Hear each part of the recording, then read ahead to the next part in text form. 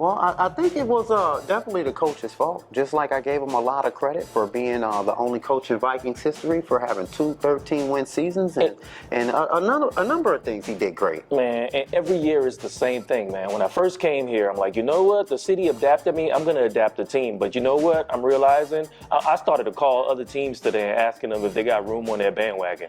Well, I have a similar story, being that it's kind of a New Orleans Saints kind of off season this time around, and so yeah, I thought I would root on the Vikings because the Saints finally got a trophy in the case. Who you going to next? So I was just hoping that the Vikings would get one They ain't too. gonna get one. Never, ever, ever. I think there's a curse. I don't know how to break the curse, and then you know what's worse about it is the Vikings lose, and then you wake up in the morning and it's negative below.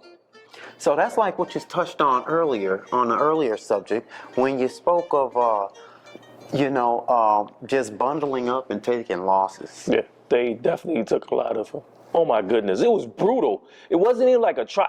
It's like almost, and I think the refs cheated on that one play though, where Sam, the quarterback from LA, was going down, and then he did this flick, and they claimed it was a pass. Was he in that the was grasp? A turnover. Was he in the grasp?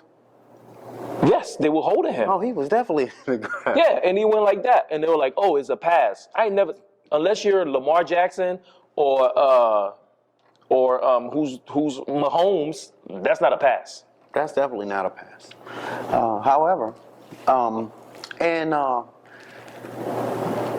traditional fashion, they lost. Yeah, they lost. I know.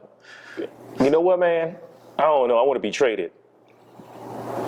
Well, last week when you said that, I didn't understand it because you had on the Timberwolves, Oklahoma City. Exactly. Yeah. So, but in this case of the Vikings, they're not the Timberwolves.